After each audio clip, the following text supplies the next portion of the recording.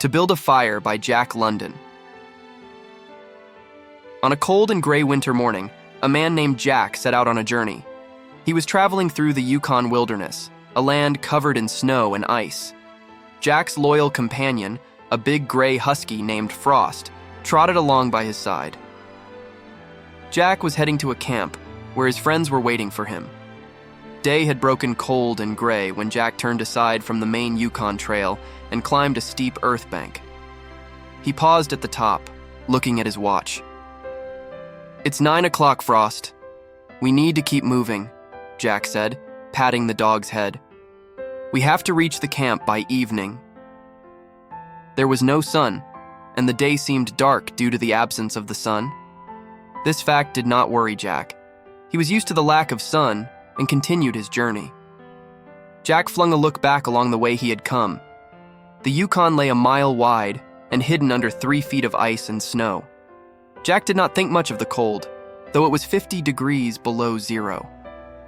His only concern was reaching the old claim on the left fork of Henderson Creek by 6 o'clock, where his friends would have a fire and a hot supper ready.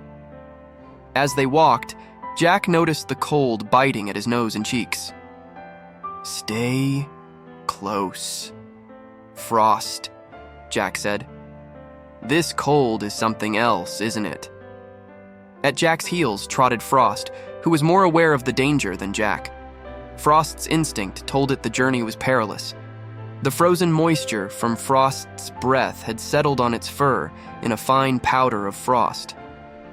Jack noticed his own beard and mustache were frosted solid. After walking for a while, Jack and Frost reached Henderson Creek. Jack felt the ice give under his feet and quickly pulled back, realizing he had almost stepped into a hidden pool of water. "That was close," Jack muttered. "We need to be more careful." He skirted the danger and continued his journey. A little later, he forced Frost to go ahead to test the ice. "Go on, boy. Make sure it's safe," Jack urged. The dog fell into another hidden pool but quickly got out, now with ice forming on its legs. "Good job, Frost. But now we both need to be extra cautious," Jack said, helping the dog shake off the ice. At noon, Jack decided to stop and build a fire to warm up and eat his lunch. He gathered twigs and started a small fire. "Finally, some warmth," Jack sighed, rubbing his hands together over the flames. Frost sat close enough to the fire to feel the warmth, but far enough to avoid getting singed. Jack felt pleased with the fire, thawed the ice from his face, and ate his biscuits. After resting, Jack continued his journey. Suddenly, he broke through the ice and got his legs wet up to his knees. "Not again!" Jack exclaimed, scrambling out of the water. "I need to build another fire, quickly!" Angry and scared, he began gathering materials to build another fire. This time, he built it under a spruce tree. As the fire began to grow, snow from the branches above fell and extinguished the flames. "No, no, no!" Jack shouted in frustration. "This can't be happening!" Jack tried to build another fire but struggled with his numb fingers.